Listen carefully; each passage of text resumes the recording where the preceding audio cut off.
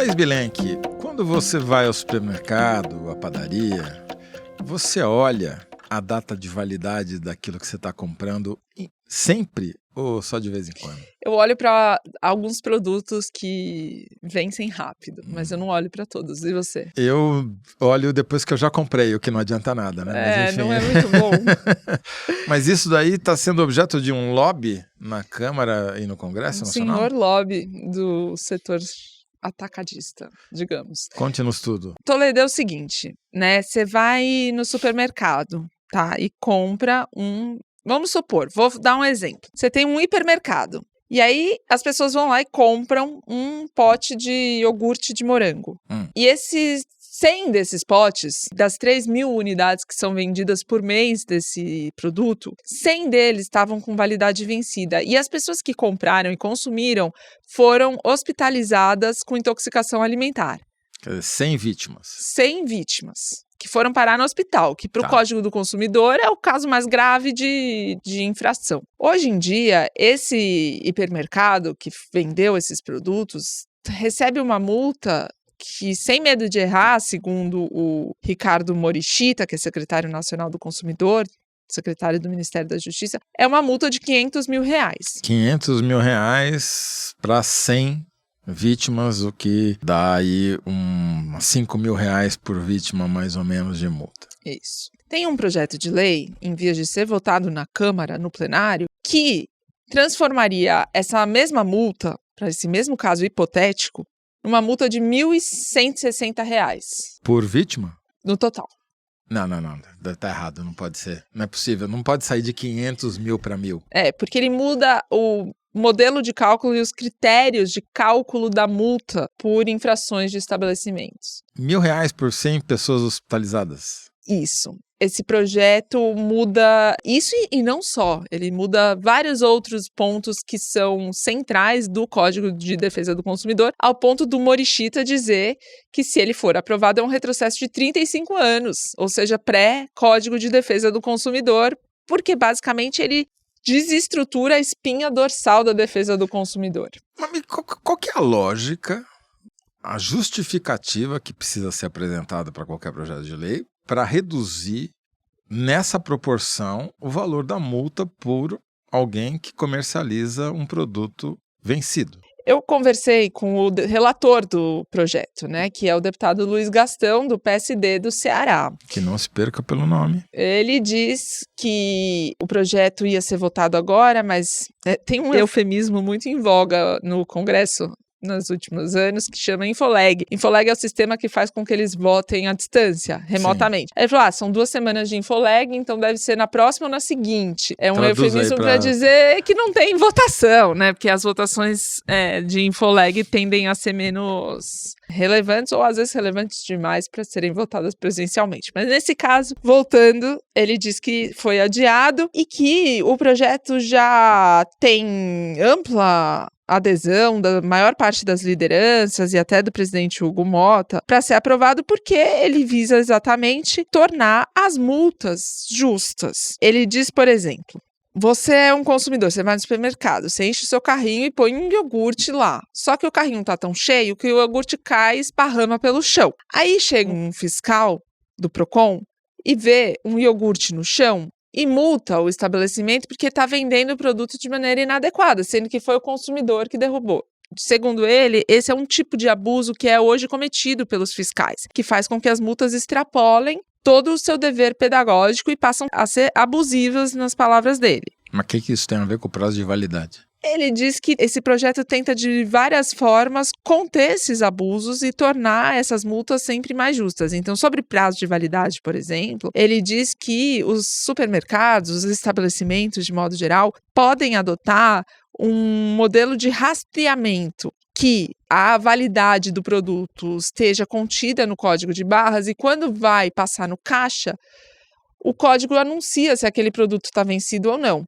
E aí eu perguntei, mas isso é responsabilidade de quem colocar, né, do estabelecimento? Por que eles não fazem isso já? Ele falou que sim, que é do estabelecimento. Eu falei, mas qual que é o valor? Porque se você pensar num estabelecimento menor, um custo de aplicar um modelo desse é mais alto proporcionalmente. Deixa é uma eu ver grande se eu entendi. rede. Quer dizer, o que ele está dizendo é que em vez de o fiscal poder ir lá fiscalizar a data que está impressa no produto e dizer, olha, isso daqui não poderia estar sequer exposto para venda, ele está dizendo, não, deixa lá o vencido e a hora que passar no caixa, o caixa vai apitar e o caixa vai tirar.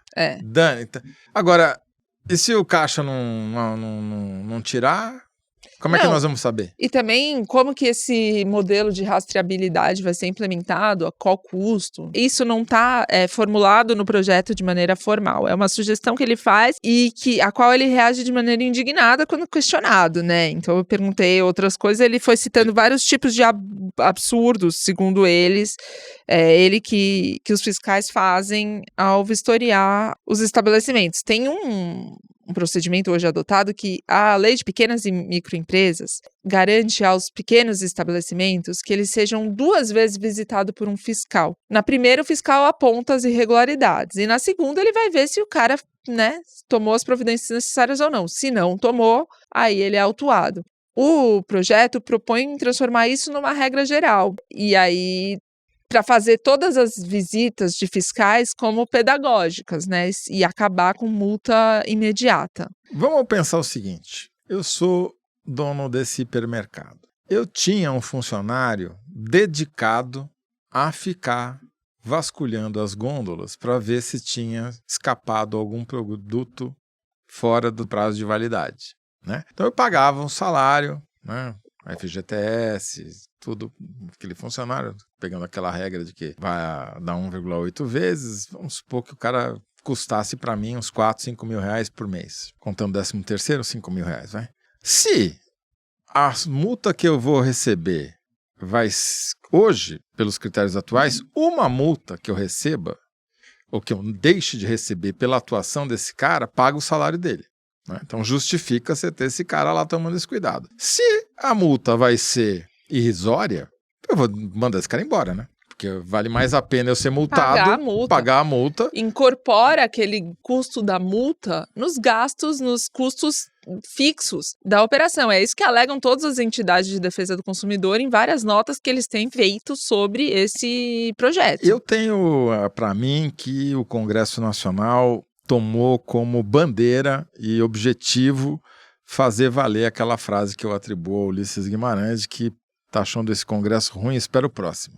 As entidades do sistema de defesa do consumidor, elas fazem inclusive uma observação que é importante, porque a gente está falando de supermercado, mas a mudança valeria para outros estabelecimentos. Então, os postos de combustíveis que aumentem abusivamente, artificialmente os preços, estariam submetidos a esse mesmo novo método de cálculo de multa. As instituições financeiras que realizam cobranças indevidas em larga escala. Operadoras que inserem serviços não contratados nas faturas dos consumidores. Plataformas digitais que recebem pagamento e deixam de entregar produtos adquiridos, que pode ser até uma bet que dá calote quando o cara tenta sacar o que ele apostou, até outros tipos de produtos comprados e não entregues. Ou seja, acabou o Código de Defesa do Consumidor, Quer dizer, o consumidor, você não tem mais defesa, te vira que agora é lei da selva. E aí tem um grupo em particular que está fazendo muita pressão. Esse projeto a urgência dele foi aprovada no final do ano passado, o que fez com que a tramitação pulasse a Comissão de Concorrência do Consumidor, que é onde esse tipo de debate seria travado. Então ele está para ser pautado no plenário.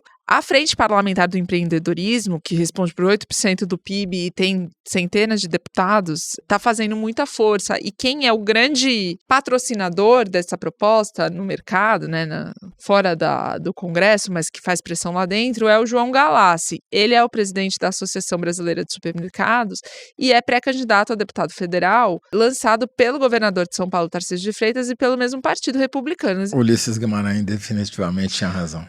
Ô, Thais Bilenque, aproveitando que nós estamos falando de Congresso, e essa pauta-bomba do Senado?